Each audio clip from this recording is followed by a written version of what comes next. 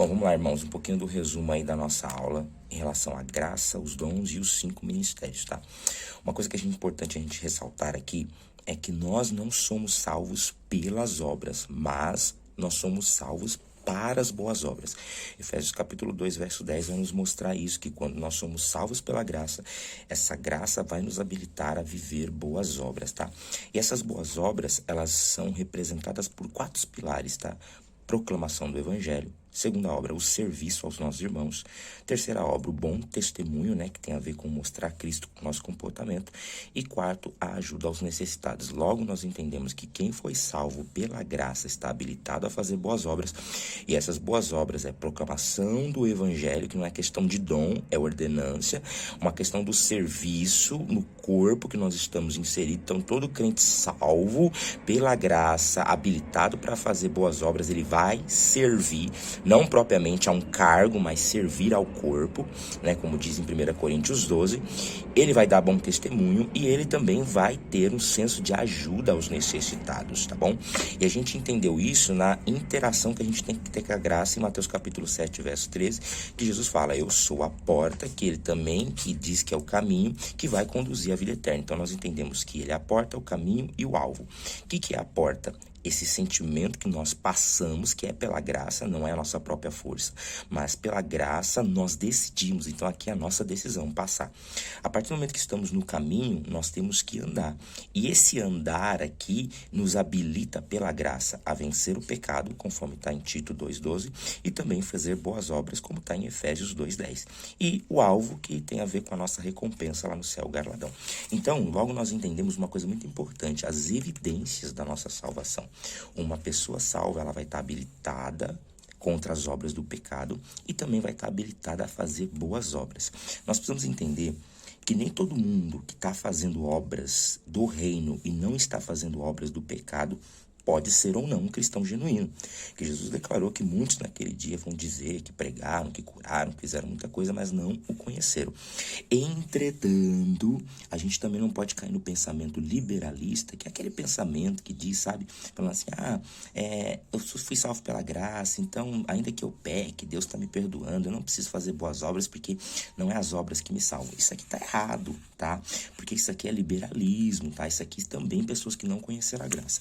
Logo nós entendemos que todo cristão que reconhece a graça do Senhor, que foi salvo pela graça, através da fé, isso vai gerar o resultado de uma pessoa que vai vencer as obras do pecado e que vai estar habilitado para as obras do reino. Então, é importante nós entendermos que uma pessoa que não foi salva pela graça pode estar vencendo o suposto pecado pelo seu senso de moralismo, sua religiosidade, o legalismo, e pode estar fazendo obras do reino pelo ativismo. Entretanto, é impossível alguém que foi salvo pela graça não fazer essas obras boas e não estar habilitado para vencer o pecado, entendeu? E tudo isso vai se despertar na dedicação. Uma vez que somos salvos pela graça, isso vai plantar em nosso coração dedicação, conforme diz em Colossenses 3:23, Tito 2:14 e Mateus 25:14, que fala a respeito daquele bom servo que multiplicou os talentos que recebeu do seu Senhor. Então vamos voltar aqui. Com isso, a graça nos mostra que nós temos, em Romanos capítulo 12, verso 6 e em Coríntios 12, os 10 dons do Espírito e os 5 ministérios que são desenvolvidos em Efésios 4:11. Bom, vamos lá.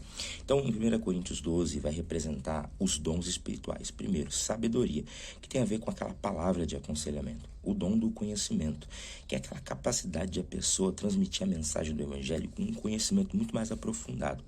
A fé sobrenatural. Essa fé não tem a ver com a fé de salvação, mas aquela fé que possibilita o cristão vencer batalhas espirituais. Muito bem representado na questão, por exemplo, da expulsão de espíritos malignos.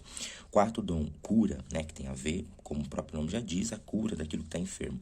O quinto dom, que é o milagres, ele é um pouco superior à cura, porque o milagre tem a ver com algo que é totalmente impossível à medicina.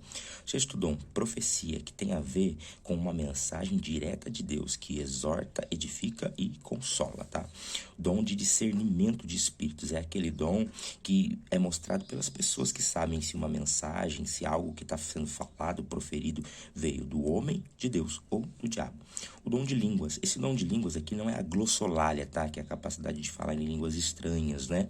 Mas é a capacidade de falar em línguas em outros idiomas. São pessoas que são dotadas de um dom de falar a mensagem do evangelho em línguas conhecidas, mas que ele nunca estudou. E o dom de interpretação de línguas, né? Que é a pessoa que tem a capacidade de interpretar as mensagens que são proferidas tanto na xenolalia, que é as línguas em outros idiomas, e tanto quanto a glossolalia, que é as línguas, né? As línguas estranhas que nós dizemos, tá? Só que no versículo 31 do capítulo 12 de 1 Coríntios, Paulo fala: agora eu vou mostrar para vocês um caminho mais excelente, que é o dom que a gente despreza.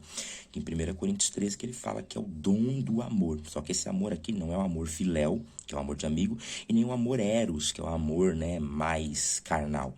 É o amor ágape, que é o amor sacrificial, ok?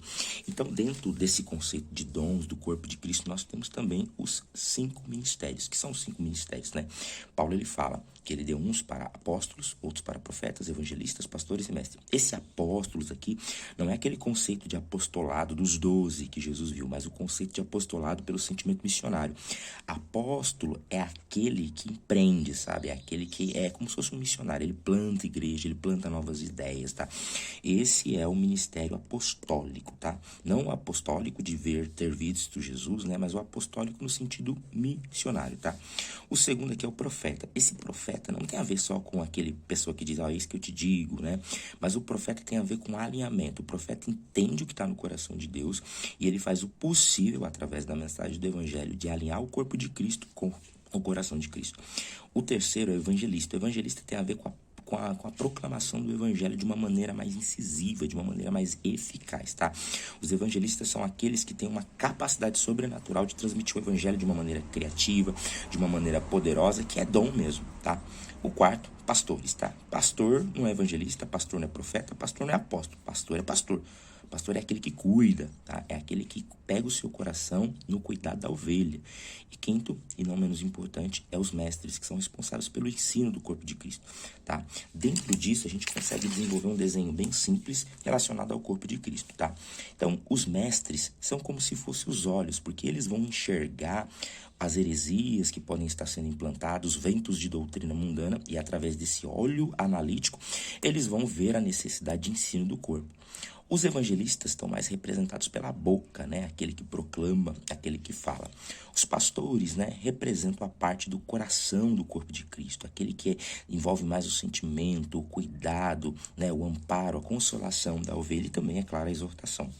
Os apóstolos, né, o sentimento apostólico missionário tem a ver com as mãos, né, que plantam, as mãos que implementam, as mãos que vão para implementar algo novo. E claro, os profetas representam os pés. Por que os pés? Porque os pés declaram posicionamento do corpo. Uma vez que o corpo está numa posição errada, cabem aos pés, né, mudar a direção do corpo para manter o corpo alinhado. É isso.